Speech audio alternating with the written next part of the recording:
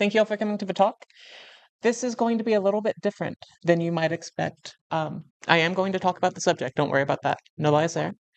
But the goal of this talk is not to impress you. I'm not here to make you think that I'm the smartest person in the world, that I figured something out, that you see this, you think it's cool, but I can never do that myself. You can absolutely do this yourself. I want to inspire people to go home. I want you to think about ways that you can apply steganography. Think about different approaches that you might think maybe those haven't been taken before. Maybe they have, maybe they haven't, but either way, I want to have you leave here with the ideas so that um, you get more knowledge through that than through me saying I'm the smartest person here. I do not want that. If you leave here thinking that, I have failed. So, let's go ahead and start. Um, my name's Anna Quinn. I am a pen tester and security researcher for Rapid7. I've been there for about 3 years now. I have specializations in ICS and OT in particular. A lot of stuff working on critical infrastructure, electric, water, wastewater. I've done some nuclear adjacent stuff. Um, I've had multiple years in cybersecurity, but I actually started out in musical theater. So for anyone who's getting, a late start, anything like that, you can absolutely do this. I switched over, I don't know, somewhere around 2018. So it's definitely doable. Don't ever feel like there's a gate there. The only gate is, um, how much motivation you have. It can be a little bit draining to start researching right away. Um, if you keep with it, though, eventually you will move past that, and people will see that drive and they will take you under their wing. We have a great community here. I think that you've all experienced this. You can go up to any of the speakers after a talk. They're happy to share any knowledge that they have. Most of them will trade contact info with you. That'll be the same for me. So, I do have 3 CVE reservations currently held. These are related to web applications. And just a little fun fact, I'm currently playing Expedition 33, Clair Obscur. It's a wonderful game. The music is fantastic. So, what are we going to talk about here? The first thing I'm going to do is I'm going to talk about an introduction to steganography, kind of give you some of the concepts, because I have a feeling that for some of you it might be new. Many of you probably came across this in CTFs, other work that you've done, stuff like that. We're going to do some abstractions from that point to get to the proof of concept of, loading information that's been embedded into an image that's containing a C2 payload and actually getting that to fire, getting a payload back from that. And then I'm going to actually talk about some of the research that I'm currently doing, um, give you some ideas, some food for thought, maybe get you inspired to do something yourself. And then, of course, I'm going to have a section on staging and detection, some of the difficulties with that, some of the ways that I find would be best to detect such methods. But let's go ahead and start here. Introduction to Steganography. What is steganography? It is the art of hiding things in plain sight. So you see here that this is fine dog. One of them is fine, the other one is not.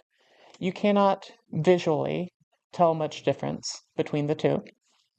But actually, if you dig into it, you can see right up here and in the back, it might be a little bit more difficult to see, but you can see all of those dots there. Those dots are unchanged bits. All of the red there is changed. This is just an example. You can do so much more with this. I can specify, where I want specific pixels to go. I can actually kind of generate a key map of sorts that can tell the program, these are the bits that I want you to load from. This is the exact location of that memory, that data. So, what is this and why should you care?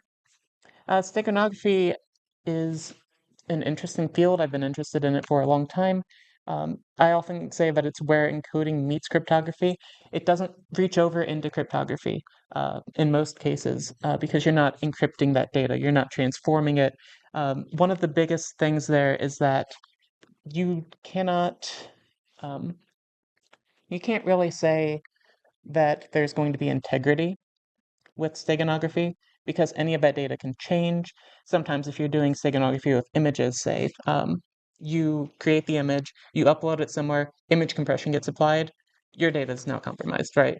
Not compromised as in confidentiality, but integrity. You can't verify that any of that's not changed. So that's one of the caveats to doing this. And I'll get into some stuff later where it kind of does gray that area a little bit. One of the things about steganography I find interesting is that this is actually technically, up until surprisingly recently, a banned practice. The original text, Steganographia, by Johannes Trithenius, was actually banned by the Catholic Church for about 300 years after publication. That was um, it was something that enlightened me quite a bit because it shows how much um, the ability to hide information or the ability to convey information can really um, it can really threaten people. Uh, and this is not about threatening people, obviously. This is about sharing data with people that others might not want you to share. Sometimes it's important, sometimes it's not. What can you embed data into? Basically anything. You don't want to break an executable file, so sometimes you're not going to embed into that. There might be safe areas in that file. You could do that. But often what you're going to be looking at is more images, audio, text files, stuff like that. So over here, we have our friend Goku, and you can actually see what's known as a spectrogram here. You can see the face, you can see the hair here, and I actually have a little demo that I would like to play. I'm going to turn up my sound all the way just in case it doesn't quite work here. But I made this last night.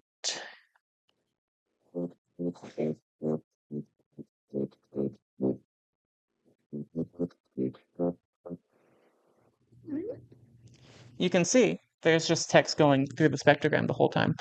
And while this one is in the higher frequency range, which is pretty noticeable, you probably heard a little bit of tinniness right at the top there.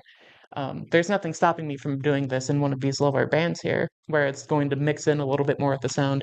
It might sound a little bit, weird, but it's not going to have that tinniness to it. There are many techniques like this that you're going to see in CTFs all the time. This is actually one of the very common ones here.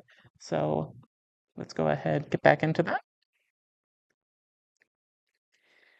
And now we'll actually talk about this a little bit more, is steganography cryptography.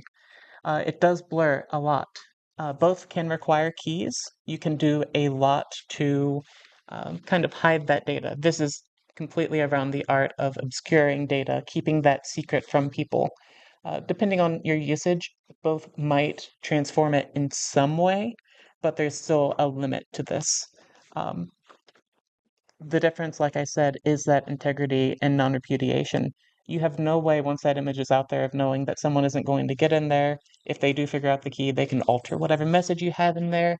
You can have data compression. Any number of things can happen to that. That data is not necessarily going to be secure. Um, common types of steganography for CTF, you're going to be looking at discrete cosine transforms. I have an example of that over here. A discrete cosine transform is usually used for image compression. So you're looking at, you make a matrix of a bunch of coefficient values, and that gets applied, takes out anything that's not going to be useful to the image, nothing that the eye is going to really miss if that's gone. You can actually embed the image into that coefficient data added in, so you've now embedded another image into an image.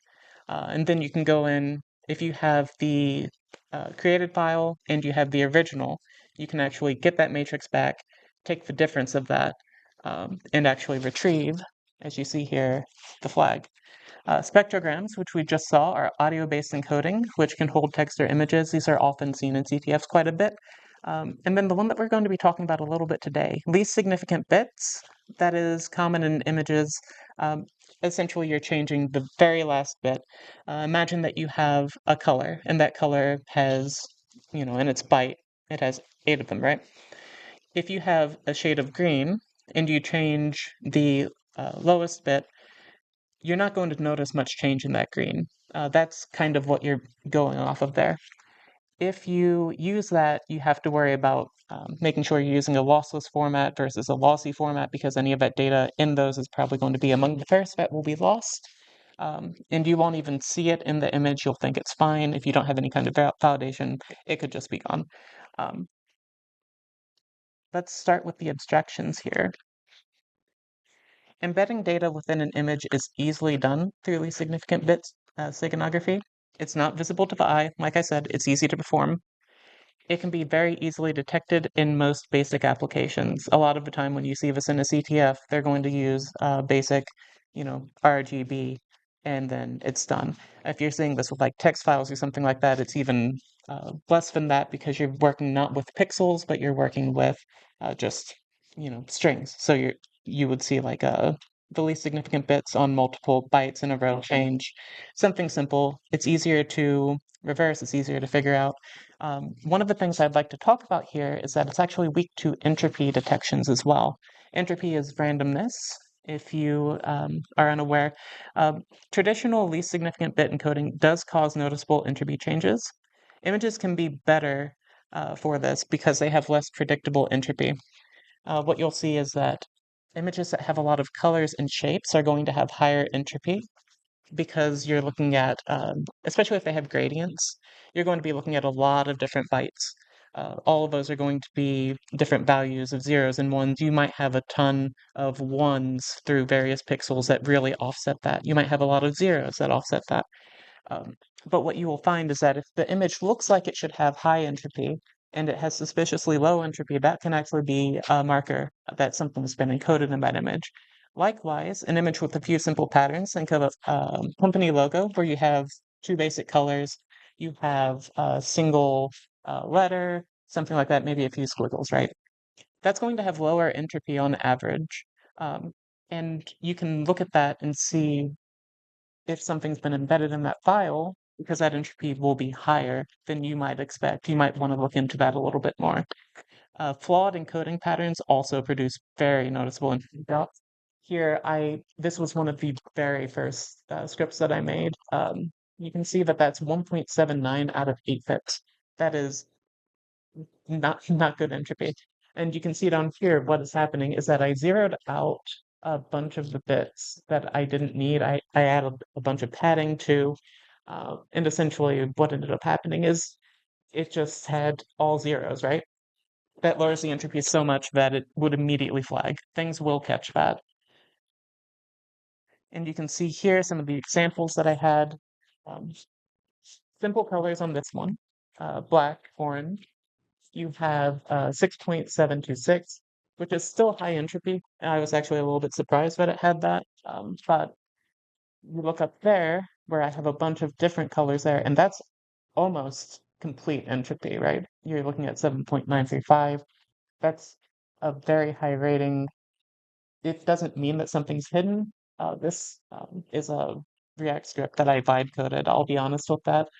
Um, But with that, you can see it says extremely random content. It does say that it could be compressed, encrypted, or potentially contain hidden data. It does not. Neither of these contain hidden data, but what you can notice is that that rating is off, and that's what can be used sometimes for detection with entropy. To get around some of those issues with entropy, you're looking at making a key of sorts. So let's say that you have uh, an image that you're wanting to apply a message into, right? You're looking at the least significant bit encoding. You have red, green, and blue for your pixels. You don't necessarily have to just use the red, green, and blue, move on to the next pixel. You can specify things. You can move on to non-least significant bits in that byte. So you can see here, this is actually a very, very basic one, but I actually set the second least significant bit in blue, then I go red, then I go green, then I go blue again. And I can actually change the order on that. I can change pixels entirely. You can algorithmically create a key that is only known to you and whatever program you're using, right? And with that key, you can actually decrypt whatever data or decode whatever data you have in there. As long as the decoder knows that key, it will succeed. The keys can help with evasion of detections of lower entropy segments within the data as well, because you can specify and kind of avoid changing a lot of data in a row. That tends to be something that you don't want to do. You don't want to change red, green, blue, next pixel, red, green, blue, next pixel. That's going to make a very noticeable pattern. If we go all the way back to the beginning here, let me make sure I have my slide as a spot. With this, you can actually see there is a whole string of pixels here in a row. that have been changed. Some of them haven't, but you can see overall it's a majority red. That makes it very easy if you're doing portions of an image with entropy checks to see what's going on. You can do, um, if you don't have any kind of an end of file or start of file, then they're going to check the beginning of the image, see if some of that data is altered. This is going to be something that will be discovered pretty quickly. We'll go up here. Without knowing these keys, neither threat hunters nor security solutions should be able to actually recover that data. Now, once it gets loaded into memory, there are ways of potentially having that memory access, getting that off of the machine, and then understanding that. There is a caveat to this as well that makes threat hunters very useful in determining this stuff, but we'll get into that in a bit as well. Like I said, the bit key is not the only way around entropy. The calculations can be done both on an overall and per section level, but the standard deviation for an image is going to be very high because you're going to have different patterns. You're going to have in, say, a company logo, maybe you'll have 1,000 different black pixels in a row, depending on the image size, right? That's going to definitely impact that entropy. So you want to work around that a little bit. A lot of the time, statistical entropy is going to be used, where you're going to be looking at like, okay, well, are there a ton of zeros in this file? Are there a ton of ones in this file? You can actually calculate that on your end, use very small changes randomly placed throughout the file to bring that into alignment again. That doesn't necessarily mean you're not going to catch the patterns, but what you can do for the patterns is you can have multiple start of file and end of file messages. So you can say start around pixel 1000 or something like that, and you can have a start of file message that once that reads, you can actually decrypt until an end of file, and then you can go back up here, grab that.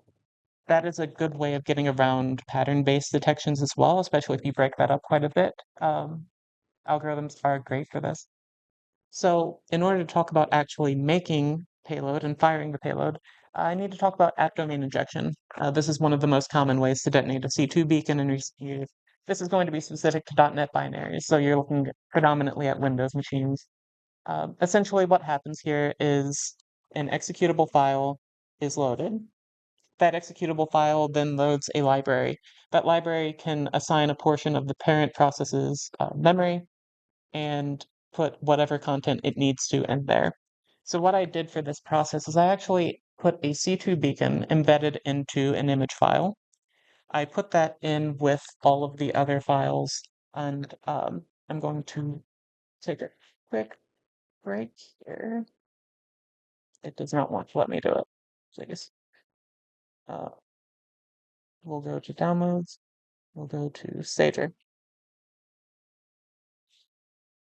So you can see here, I have the installer exe. I have the config file, which is needed for an app domain manager injection.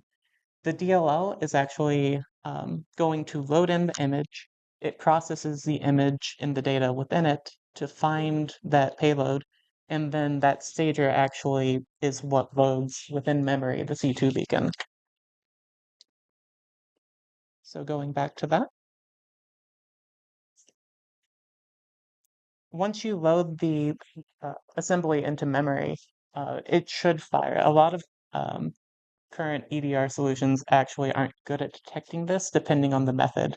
There are certain methods of encoding your file that gets loaded that can be detected, but I've been able to get past Sentinel-1, obviously the basic Windows Defender. I've been able to get past CrowdStrike with this. You can do basically whatever you want once you understand the basics of app domain injection. And it also helps to have that image file on disk, because once you have an image file on disk, there's something that actually gets tied in to the system. It gets correlated. If you're loading everything directly into memory without any kind of drops to disk, anything like that, that ends up being a little bit suspicious behaviorally, right? Imagine that you have a program that's loading in everything into memory. It never drops anything to disk. Just on the as a concept, like if you're looking at that, aren't you going to be like, well, why don't you ever drop anything to disk? Isn't that a little bit strange? And yes, most of the time it will be strange. Not a lot of stuff is going to do that. So, for anyone who knew about app domain injection already, you might be thinking, that's it? That's the presentation. But I want to bring something up. We've talked about embedding files, embedding data within images, right? What if you didn't have to? I mean, I have research that's coming up. It's going to be a little bit tricky for me to talk about it here, but I'd like to give you a little bit of information on it, just on the thought process. We already have images, which are the Mona Lisa. If you look at that as a computer, what do you see? You see a bunch of white and black dots as a person, but when you're a computer, you see that you can perceive that as a series of zeros and ones, right? We're already looking at making keys. We're looking at um, finding pieces of data within a file. What if we already had all the data there? What if we just pulled the data from the image? We just pointed to specific locations in the image. With that map, you could essentially recreate any payload that you needed to. We have AI now. We could feasibly train an AI to generate specific bytes in specific places that load in, a 1 here, a 0 there. If a single key is known and protected, you could then send any image to a person, and with that key, they would get a different message. The image itself doesn't have anything malicious in it. It's only through use of the key to decode it that they're going to get anything. But you can send anything through that, right? And then think about this. With the blurred lines between cryptography and encoding, what if you could transform the data? Nothing's saying that you can't apply a public key to whatever data you're encoding in there. The person you're sending the image to has a private key for it. They can decrypt that data. Once they do that, they can send back mapping. If you have that mapping, you can pull other data from the image. Is that not asymmetric key sharing? There's all kinds of stuff that you can do with this that I think that we haven't really looked at as a community as a whole. I think that the white paper that I'm planning on putting out within the next 4 months or so, I think it should be a big step for steganography. If you're interested in stuff like that, I would recommend looking up coverless steganography, which is a form of what I'm talking about, where you send an image and it has no embedded data, but from the underlying data here, you can actually pull whatever you need. I think that this, in combination with AI generation, is going to be a huge step for cryptography, steganography. I think that there's a lot that can be done with that. So for detections, especially with all the stuff that I just mentioned, um, it might feel like this, right? It might feel like Benjamin Franklin's just saying you're on your own. It can be tricky. These methods can be difficult to detect, especially when adversaries are obstacle aware and rotating their bit patterns. They're hiding data in ways that you can't really catch up on. A cat and mouse game, we're always going to lose every single time.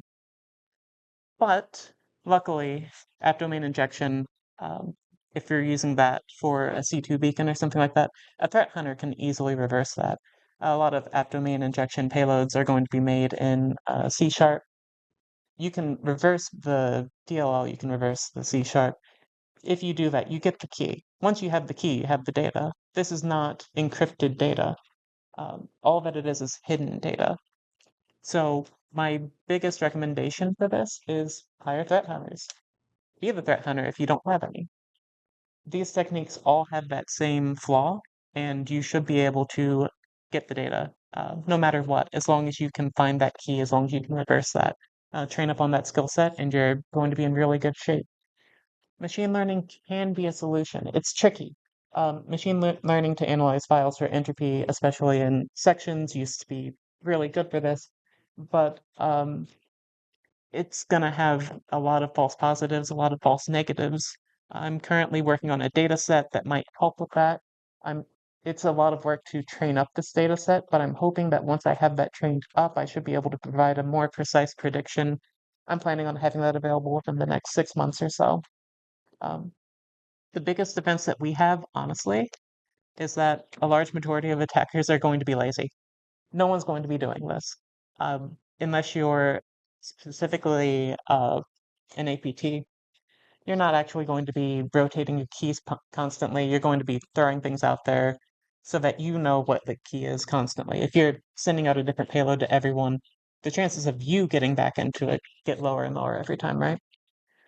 That's going to be one of the ways that something like this gets detected, is that someone finds it, someone does reverse it, makes it public knowledge. Everyone else who's been sent that, because they probably spam that out to, thousands of different places, can then detect that. That's kind of a defense on that. Um, so I wanted to say thank you here, and I wanted to open up questions. I wanted to see what you think about image steganography, about steganography in general. Do you have any ideas on it? Is there anything that this talk has made you consider about steganography as a whole, as a method of like hiding data?